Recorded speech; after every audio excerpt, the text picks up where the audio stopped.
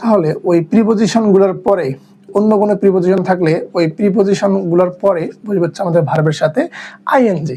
তাহলে preposition two এই preposition two উপর বসবে ভার্বের বেস ফর্ম, আর একই সাথে অন্য যে কোনো প্রিপজিশন এরপরে বসবে হচ্ছে ভার্বের সাথে আইএনজি। আবার একই সাথে কিছু টু যুক্ত ফ্রেজ এবং হচ্ছে কিছু ট্রানজিটিভ ভার্ব। কি ভার্ব? Transitive verb. তাহলে এই টু যুক্ত ফ্রেজ আবার একই সাথে কিছু ট্রানজিটিভ ভার্ব। কি ভার্ব? Transitive verb.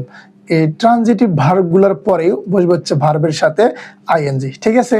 তাহলে এই টু যুক্ত ফ্রেজ কোনগুলো? এই যে would you mind, cannot help, be used to, get used to. এই দেখো তো, এই যে বি ইউজ টু, এখানে কি use to, get used to, with a view to, look forward to, prefer to, devoted to, addicted to, subject to। এই যে এগুলো হচ্ছে কি টু যুক্ত ফ্রেজ। একই সাথে এই যে মাইন্ড, এই মাইন্ড হচ্ছে ট্রানজিটিভ ভার্ব, এরপর হচ্ছে ওর্থ, স্টপ, অ্যাভয়েড। ঠিক আছে? এই যে ওয়ার্ডগুলো আছে, যে ফ্রেজগুলো আছে, ওয়ার্ডগুলো আছে, ভার্ব, এই ভার্বগুলোর পরে যদি কোনো ভার্ব বসতে চায় তাহলে এই যে ভার্বটা থাকবে এই দ্বিতীয় ভার্বের সাথে বসবে হচ্ছে সর্বদাই আইএনজি। কি বসবে? সর্বদাই আইএনজি বসবে। একই সাথে এক্সট্রা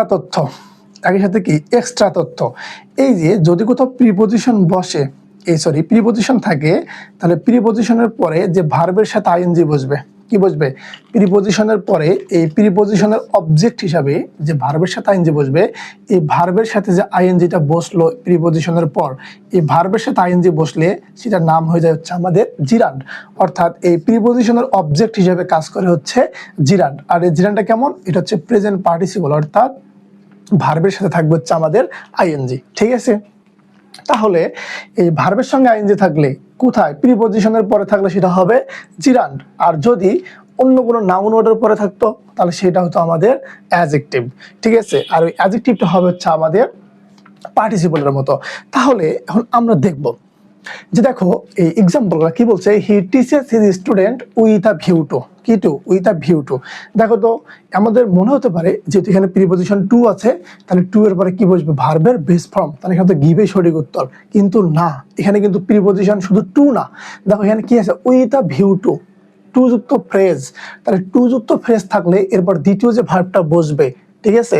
আবার বলছি, যদি শুধুমাত্র প্রিপজিশন টু থাকতো তখন কি বসতো? ভার্বের বেস ফর্ম। কিন্তু যদি এই যে with a view two, look forward to, addicted to, devoted to, এই এটসেট্রা এই ফ্রেজগুলো যদি থাকে টু যুক্ত, তাহলে এরপর যে ভার্বটা বসবে এই দ্বিতীয় ভার্বের সাথে বসবে হচ্ছে আইএনজি। তাহলে এই আমাদের যে এক নম্বর উদাহরণটা আছে এটার উত্তর কি হবে? এটার উত্তরটা হবে হচ্ছে গিভ থেকে গিভিং। ঠিক আছে? একই সাথে দেখি vehicles pollute air great extend by. দেখো তো, এক্সটেন্ড বাই, এখানে কি বাইটা প্রিপজিশন না?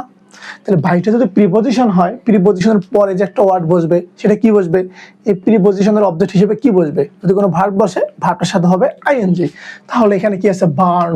কি আছে? বার্ন। তাহলে কি হবে? বার্নের সাথে বসবে হচ্ছে আইএনজি, বার্নিং। ঠিক আছে? আবার 3 নম্বর উদাহরণটা বলছে rather we should dash high importance on learning English to make room for ourselves in the competitive world। এখন দেখো তো, এই যে এখানে কি বলছে যে হচ্ছে রাদার উই শুড। তাহলে দেখো তো শুডটা কি? শুডটা কিন্তু মডাল অক্সিলারি। তাহলে এই মডাল অক্সিলারির উপর কি বসবে? ভার্বের কিন্তু বেস ফর্ম বসবে। আবার এখানে কেউ ভুল করে দে, ভাই তো আইএনজি পড়াচ্ছে, এখানে আবার পুডিং করে দিও না। ঠিক আছে? এখানে কিন্তু পুডিংটা আবার হবে না। কেন হবে না? কারণ এখানে হচ্ছে আমাদের যে ভার্বটা আছে, এই যে ভার্ব, এই ভার্বটা কি আছে? Modal auxiliary. তাহলে মডাল অক্সিলারি ভার্বের উপরে কি বসবে? ভার্বের বেস ফর্ম। ঠিক আছে? আবার যে 4 নম্বর উদাহরণটা কি বলছে? The drivers are in the habit of violate traffic rules. অর্থাৎ এই যে ড্রাইভারগুলো আছে তাদের একটা নেশা হচ্ছে কি? যে এই ট্রাফিক আইনগুলোকে হচ্ছে অমান্য করা। তাহলে দেখো তো, এই যে ইন হ্যাবিট অফ, অফটা কি প্রিপজিশন না? তাহলে অফটা যদি প্রিপজিশন, তাহলে যে ভার্বটা থাকবে ভার্বটার সঙ্গে কি বসবে? অবশ্যই বসবে হচ্ছে আইএনজি। তাহলে কি হবে?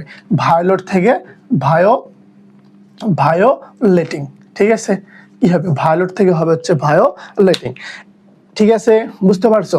এরপর 5 নম্বর উদাহরণটা বলছে কি? Traffic rules must be maintained strictly with a view to. দেখো তো, আবার কি? With a view to, to to যুক্ত ফ্রেজ, তাহলে টু যুক্ত ফ্রেজের পর ভার্বের সঙ্গে কি হবে? ভার্বের সঙ্গে বসবে হচ্ছে আইএনজি। তাহলে এটা কি হবে? এটা হচ্ছে কন্ট্রোলিং। এখন এই যে 6 নম্বর এবং 7 নম্বর কি আছে? এই যে 6 নম্বর এবং 7 নম্বর কোশ্চেন যেটা, এই 6 নম্বরের উত্তর কি হবে বলো? এই 6 নম্বরের উত্তর কি হবে এটা তোমরা বলবা। একই সাথে যে 7 নম্বর কোশ্চেনটা আছে, এই 7 নম্বর কোশ্চেনটা একটু আমরা দেখবো। তাহলে তোমরা বলবেন, তোমরা যা আছো সবাই তোমরা বলবো যে 6 নম্বরের উত্তরটা কি বসবে। তাহলে 7 নম্বর বলছে দে স্টার্ট। তাহলে দেখো